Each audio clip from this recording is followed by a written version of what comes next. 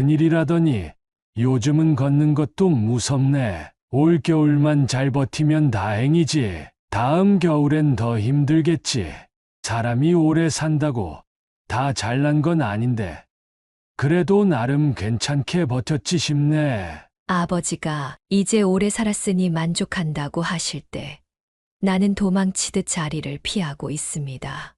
왜 그럴까요? 그 말이 너무 두렵고 내가 더 잘해드리지 못한 것 같아서 미안해서 그런 것 같습니다.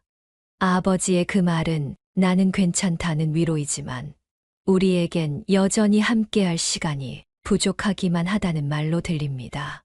이런 이야기들은 겨울이 다가오면 항상 입버릇처럼 나오는 이야기인데요. 날씨의 영향인지 아님 어르신들이 아픈 곳들이 많아서인지는 모르지만 이런 말들을 많이 하신다는 통계가 있습니다. 그래서 겨울철 반드시 알아야 할 6가지 건강관리 비법을 알려드리겠습니다. 잠깐 영상을 시작하기 전에 구독과 좋아요 버튼을 눌러주세요. 여러분의 작은 관심이 소중한 생명을 살릴 수 있습니다. 아니, 우리 아버지는 건강하시니까? 우리 어머니는 매일 운동하시니까. 이런 생각 정말 위험합니다. 여러분, 혹시 아침에 일어나실 때 관절이 뻣뻣하거나 추운 날씨에 가슴이 답답하신 적 있으신가요? 이런 증상들이 단순한 겨울철 불편함이라고 넘기기에는 너무나 위험합니다. 특히 70대 이상이시라면 더욱 주의하셔야 합니다. 최근 통계를 보면 겨울철 중년과 고령자의 심근경색과 뇌졸중 발생률이 여름철보다 무려 3배나 높다고 합니다. 더 충격적인 것은 이런 사고의 70%가 간단한 예방만으로도 막을 수 있었다는 사실입니다. 제 이웃이었던 김 할아버지의 이야기를 들려드리겠습니다. 평생 건강하게 지내셨던 분이었는데 작년 겨울 아침 산책을 나가셨다가 갑자기 쓰러지셨습니다. 다행히 빠른 조치로 생명에는 지장이 없으셨지만 이후 재활치료를 받으시는 모습을 보며 제 마음이 많이 아팠습니다. 이런 불행한 일이 우리 부모님 혹은 우리에게 일어난다면 어떨까요? 하지만 걱정만 하고 계실 필요 없습니다. 제가 알려드릴 6가지를 잘 지키시면 겨울철 잘 지나갈 수 있습니다. 특히 첫 번째로 알려드릴 내용은 많은 분들이 간과하고 계신 매우 중요한 사항입니다. 이 한 가지만 실천하셔도 겨울철 건강관리의 절반은 성공했다고 볼 수 있죠. 여러분의 소중한 건강과 목숨을 지키기 위해 영상 끝까지 주목해서 봐주시기 바랍니다. 자, 그럼 지금부터 겨울철 건강관리의 첫 번째 핵심 포인트를 알려드리도록 하겠습니다. 겨울철 건강관리의 가장 중요한 첫 번째 신호는 바로 아침 기상 직후입니다. 오늘따라 온몸이 왜 이리 무거울까? 여보, 괜찮으세요? 얼굴이 많이 안 좋아 보여요. 그냥 조금 뻣뻣해서 아침 산책이나 다녀올게요. 지금 당장은 안 돼요. 제가 방금 뉴스에서 봤는데 아침에는 바로 나가는 건 위험하대요. 여러분, 아침에 일어나실 때 어떠신가요? 특히 날이 추워지면서 몸이 더 뻣뻣하고 관절이 아프진 않으신가요? 의학계에서 특히 주목하는 시간이 있습니다. 바로 아침 6시부터 10시 사이인데요. 이 시간대에 심근경색과 뇌졸중 발생률이 가장 높다고 합니다. 왜 하필 이 시간일까요? 우리 몸은 잠들어 있는 동안 체온이 떨어집니다. 그리고 아침에 일어나면서 급격하게 활동을 시작하게 되죠. 이때 혈압이 갑자기 상승하고 혈액의 점도가 높아져서 혈전이 생기기 쉬운 상태가 됩니다. 특히 김할아버님처럼 아침 일찍 산책하시는 분들은 더욱 주의하셔야 합니다. 찬 공기는 혈관을 수축시키고 혈압을 더욱 상승시키거든요. 그래서 전문가들은 이렇게 조언합니다. 첫째, 아침에 일어나자마자 곧바로 일어나지 마세요. 침대에 누운 채로 가볍게 발가락과 손가락부터 움직여주세요. 그리고 천천히 상체를 일으키세요. 둘째, 기상 후 바로 찬 공기에 노출되지 마세요. 적어도 30분 정도는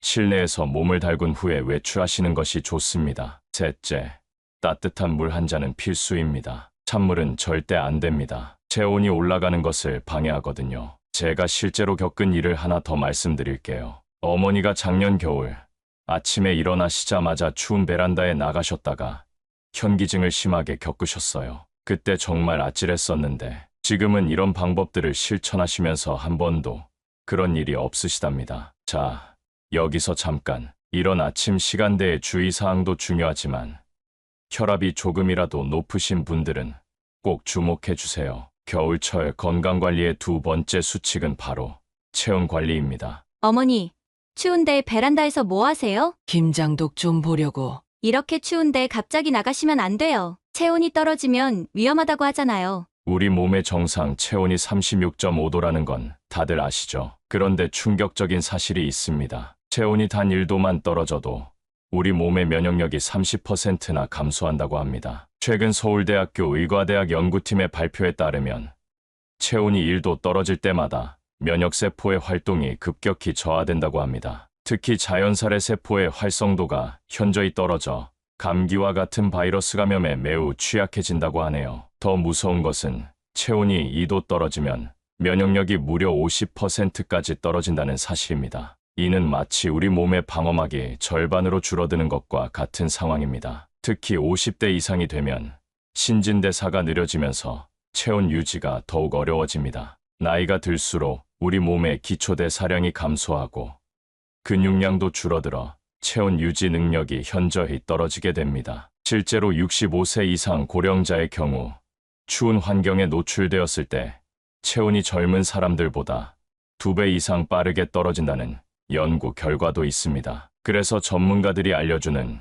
겨울철 체온 관리 방법을 자세히 소개해 드리겠습니다. 첫째, 황금 시간대를 활용하세요. 오전 10시부터 오후 2시 사이가 가장 따뜻한 시간입니다. 꼭 필요한 외출이나 운동은 이 시간대에 하시는 것이 좋습니다. 이 시간대는 태양광도 강해 비타민 D 생성에도 도움이 됩니다. 둘째, 실내외 온도차를 5도 이내로 유지하세요. 갑작스러운 온도 변화는 혈관을 수축시켜 매우 위험합니다. 특히 따뜻한 실내에서 갑자기 추운 실외로 나갈 때는 최소 5분의 적응 시간이 필요해요. 이때 현관이나 복도에서 잠시 머무르며 체온을 적응시키는 것이 좋습니다. 셋째, 복부를 따뜻하게 유지하는 것이 중요합니다. 배가 차가워지면 내장 기관의 혈액순환이 나빠져요. 따뜻한 복부는 전신 순환을 원활하게 만듭니다. 특히 복부를 따뜻하게 하면 소화 기능도 좋아지고 신진대사도 활발해집니다. 넷째,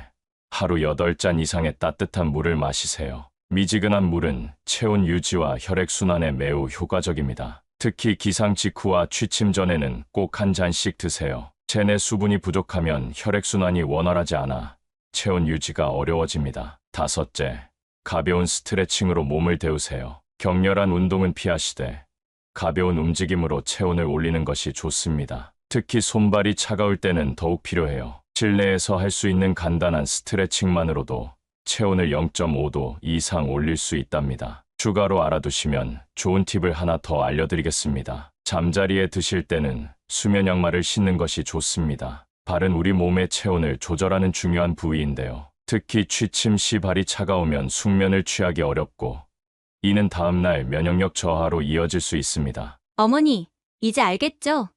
갑자기 추운데 나가시면 안 돼요. 그래, 이제 알았다.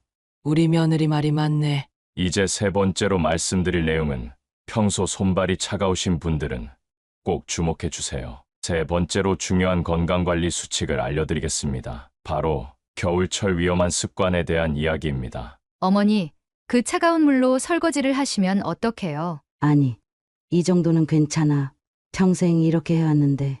그게 문제라니까요. 어제 뉴스에서도 이런 습관 때문에 큰일 날 뻔했다는 분이 계셨어요. 지난번 병원에서 원장님이 뭐라고 하셨는지 벌써 잊으신 거예요? 많은 분들이 모르고 계시는데 겨울철에는 특히 조심해야 할 생활 습관들이 있습니다. 이 습관들은 우리가 평소 아무렇지 않게 하고 있지만 매우 위험할 수 있죠. 최근 서울대학교 병원 심장내과 연구팀의 발표에 따르면 겨울철 심혈관 질환의 70%가 이런 잘못된 생활 습관에서 비롯된다고 합니다. 특히 60대 이상의 중장년층에서는 그 위험성이 더욱 높아진다고 하네요. 이러한 위험한 습관들로 인한 사고의 대부분이 아침 시간대에 집중되어 있다는 점입니다. 특히 오전 6시부터 10시 사이에 발생하는 심근경색의 80% 이상이 이런 잘못된 습관과 연관이 있다고 해요. 그래서 전문의들이 경고하는 겨울철 위험 습관들을 자세히 알려드리겠습니다. 첫째, 찬물로 하는 설거지나 빨래는 절대 금물입니다. 찬 물에 손을 담그면 순간적으로 혈관이 수축되면서 혈압이 급격히 상승합니다. 특히 손끝부터 시작된 혈관 수축이 전신으로 퍼지면서 심장에 무리를 줄 수 있죠. 실제로 지난해 겨울 한 60대 주부분이 아침 일찍 찬물로 설거지를 하다가 심근경색이 왔다는 사례도 있었습니다. 둘째, 아침 공복에 카페인 섭취도 피해야 합니다. 커피나 녹차는 혈관을 수축시키고 혈압을 상승시킵니다. 특히 아침 공복에 마시면 그 효과가 더욱 강해져서 위험할 수 있어요. 대신 따뜻한 물이나 대추차, 생강차 등을 드시는 것이 좋습니다. 셋째, 술을 마신 다음 날 아침 운동은 매우 위험합니다. 알코올은 혈관을 확장시켰다가 갑자기 수축시키는 효과가 있는데 여기에 찬 공기까지 더해지면 혈관이 더욱 심하게 수축될 수 있습니다. 특히 등산이나 조깅 같은 격렬한 운동은 다음 날까지 피하시는 것이 좋아요. 넷째, 따뜻한 실내에서 갑자기 추운 실외로 나가는 것도 피해야 합니다. 급격한 온도 변화는 혈관을 수축시키고 혈압을 급상승시킬 수 있거든요. 최소 5분 정도는 중간 온도에서 적응하는 시간을 가지세요. 현관이나 복도에서 잠시 머무르며 체온을 적응시키는 것이 좋습니다. 다섯째, 너무 뜨거운 온탕 목욕도 위험합니다. 갑작스러운 혈관 확장으로 인해 심장에 무리가 갈 수 있어요. 38도에서 40도의 미온수로 하는 것이 가장 안전합니다. 특히 고혈압이 있으신 분들은 더욱 주의하셔야 해요. 여기서 특별히 알아두셔야 할 점이 있습니다. 이러한 위험한 습관들은 단순히 하나씩 개별적으로 조심하는 것보다 전체적인 생활 패턴을 바꾸는 것이 더 중요합니다. 예를 들어 설거지를 할 때는 따뜻한 물을 사용하되 그 전에 실내 온도부터 적절히 올려놓고 손목 보호대나 고무장갑을 착용하는 등 종합적인 관리가 필요하다는 거죠. 그동안 제가 얼마나 위험한 짓을 하고 있었던 거예요. 이제라도 알게 되어서 다행이에요. 오늘부터라도 바꿔보자고요. 여기서 잠깐, 지금까지 말씀드린 습관들도 중요하지만 네 번째로 말씀드릴 내용은 특히 혈액순환이 좋지 않으신 분들은 꼭 주목해 주세요. 지금부터 네 번째로 중요한 건강관리 수칙을 알려드리겠습니다. 바로 겨울철 실내 활동에 대한 이야기입니다. 선생님, 요즘 아버지가 자꾸 이불만 찾으시는데 이게 보통 일이 아닌 것 같아요. 그러게요. 혹시 평소의 활동량은 어떠세요? 아무것도 안 하시려고 해요. 추운 게 너무 싫다고만 하세요. 많은 분들이 추운 겨울에는 실내에서만 지내시려고 합니다. 하지만 이것이 오히려 더 큰 건강 문제를 일으킬 수 있다는 사실 알고 계신가요? 최근 서울대학교 병원의 연구 결과에 따르면 겨울철 실내 생활이 늘어나면서 근력이 평균 20% 정도 감소한다고 합니다. 이는 단순히 근력만의 문제가 아닙니다. 근력이 감소하면서 면역력도 함께 떨어지고 이는 각종 질병에 취약해지는 원인이 됩니다. 특히 65세 이상 고령자의 경우 겨울철 3개월 동안의 실내 생활로 인해 근력이 최대 30%까지 감소할 수 있다는 충격적인 연구 결과도 있었습니다. 이는 낙상 위험을 2배 이상 높이는 심각한 문제가 될 수 있죠. 그래서 전문가들은 다음과 같은 실내 활동을 추천합니다. 첫째, 실내 걷기 운동입니다. 아파트 복도나 넓은 실내 공간을 하루 30분씩 걸으세요. 이때 중요한 것은 한 번에 30분을 채우실 필요는 없다는 점입니다. 10분씩 3번으로 나누어서 하셔도 충분한 효과를 볼 수 있습니다. 심장 건강과 근력 유지에 매우 효과적이죠. 둘째, 창가에서의 스트레칭입니다. 햇빛을 받으면서 하는 가벼운 스트레칭은 비타민 D 생성과 근력 강화에 도움이 됩니다. 특히 오전 10시부터 오후 2시 사이가 가장 좋습니다. 겨울철 우울증 예방에도 매우 효과적인 방법이에요. 셋째, 실내 요가나 맨손 체조입니다. TV나 유튜브를 보면서 따라 하실 수 있죠. 이때 주의하실 점은 절대 무리하지 않는 것입니다. 특히 관절이 안 좋으신 분들은 앉아서 하는 동작부터 시작하시는 것이 좋습니다. 천천히 그리고 꾸준히 하는 것이 핵심입니다. 넷째, 집안일을 운동으로 활용하세요. 청소나 정리정돈도 훌륭한 운동이 될 수 있습니다. 예를 들어 빨래를 개는 동작은 팔 근력 운동이 되고 쌓인 먼지를 닦는 것은 전신 운동이 됩니다. 단, 갑작스러운 동작은 피하시고 천천히 하셔야 해요. 다섯째, 실내 공기 관리도 정말 중요합니다. 2시간마다 5분씩 환기를 시키고 적정 습도를 유지하세요. 실내 습도는 40%에서 60%가 가장 적당합니다. 건조한 실내 공기는 호흡기 질환의 위험을 높이고 면역력을 떨어뜨릴 수 있기 때문이죠. 재미있는 사실은 이런 실내 활동들이 단순히 신체 건강뿐만 아니라 치매 예방에도 매우 효과적이라는 점입니다. 실제로 규칙적인 실내 활동을 하는 분들은 그렇지 않은 분들에 비해 치매 발생률이 30% 이상 낮다는 연구 결과도 있습니다. 아, 그래서 요양병원에서도 매일 체조를 하시는 거군요. 네, 맞습니다. 활동량을 유지하는 게 정말 중요하거든요. 근데 우리 아버지는 도통 움직이시려 하지를 않으세요. 그래서 제가 특별한 방법을 하나 더 알려드리려고 합니다. 드라마나 TV를 보실 때 광고 시간을 활용하는 겁니다. 보통 광고는 2분에서 3분 정도인데 이때 간단한 스트레칭이나 제자리 걷기를 하시면 됩니다. 예를 들어 드라마를 2편만 보셔도 광고 시간이 4번, 한 번에 2분씩만 운동하셔도 하루 8분의 운동이 되는 거죠. 여기에 아침 드라마, 저녁 뉴스까지 하시면 자연스럽게 20분 이상의 운동 시간이 만들어집니다. 재미있는 점은 TV를 보시면서 하는 운동이라 지루하지 않고 광고라는 정해진 시간이 있어 부담도 없다는 거예요.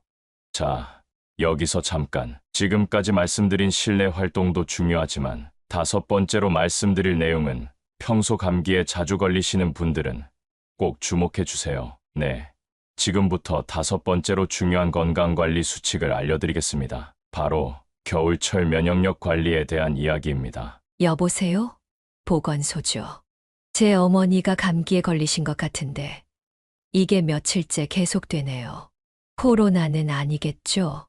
많은 분들이 면역력 하면 비타민이나 영양제만 떠올리시는데요. 실제로 면역력의 80%는 장에서 결정된다는 사실 알고 계셨나요? 최근 연구에 따르면 중년 이상의 연령대에서 겨울철 면역력이 최대 40%까지 떨어질 수 있다고 합니다. 더 충격적인 것은 이렇게 떨어진 면역력이 봄이 되어도 완전히 회복되지 않는다는 점입니다. 면역력 저하는 단순히 감기에 걸리기 쉽다는 것만을 의미하지 않습니다. 암과 같은 중증 질환에 대한 저항력도 함께 떨어진다는 점을 꼭 기억하셔야 합니다. 그래서 전문가들은 다음과 같은 면역력 관리법을 추천합니다. 첫째, 장 건강 관리입니다. 발효식품을 매일 조금씩 드세요. 김치, 요구르트, 된장 등 우리 전통 발효식품은 최고의 면역력 부스터입니다. 특히 아침 식사 전에 드시면 효과가 더 좋습니다. 둘째, 단백질 섭취를 늘리세요. 나이가 들수록 단백질 흡수율이 떨어지기 때문에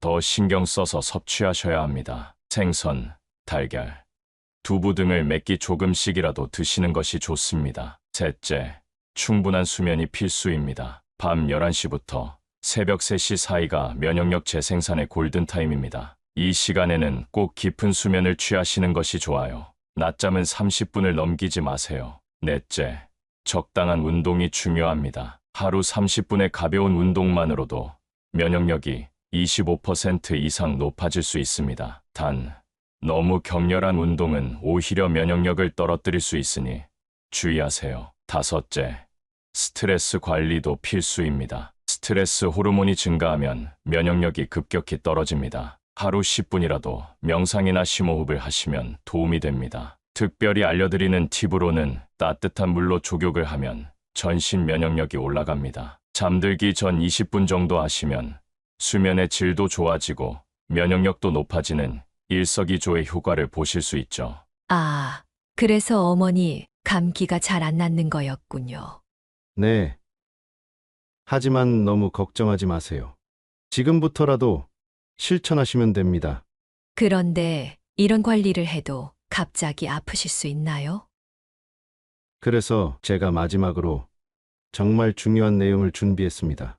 자, 여기서 잠깐. 지금까지 말씀드린 면역력 관리도 중요하지만 6번째로 말씀드릴 내용은 가장 중요합니다. 특히 혼자 사시는 어르신들은 꼭 주목해 주세요. 네.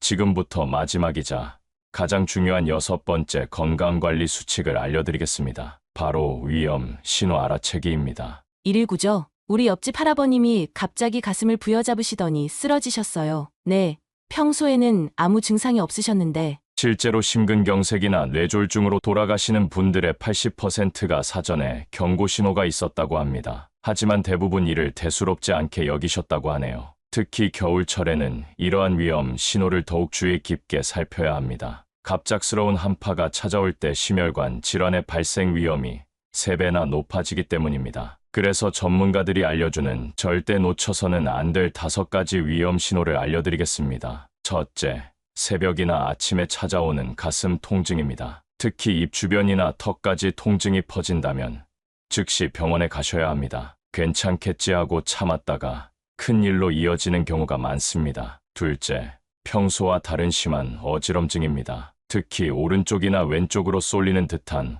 어지럼증이 있다면 이는 뇌졸중의 전조 증상일 수 있습니다. 셋째, 갑자기 찾아오는 심한 두통입니다. 특히 뒷목이 뻣뻣하면서 두통이 있는 경우 이는 뇌출혈의 위험 신호일 수 있습니다. 넷째, 말이 어눌해지거나 한쪽 팔다리에 힘이 빠지는 증상입니다. 이런 증상은 단 몇 분이라도 나타났다가 좋아진다면 반드시 병원에서 정밀검사를 받으셔야 합니다. 다섯째, 평소와 다른 식은땀이나 극심한 피로감입니다. 특히 휴식을 취해도 피로가 가시지 않는다면 이는 심장에 무리가 가고 있다는 신호일 수 있습니다. 그런데 이런 증상이 나타나면 어떻게 해야 하나요? 바로 119에 연락하시는 게 가장 중요합니다. 3시간이 넘으면 치료가 어려울 수도 있다는 게 사실인가요? 네, 맞습니다. 골든타임을 놓치면 회복이 힘들어질 수 있어요. 특별히 당부드립니다.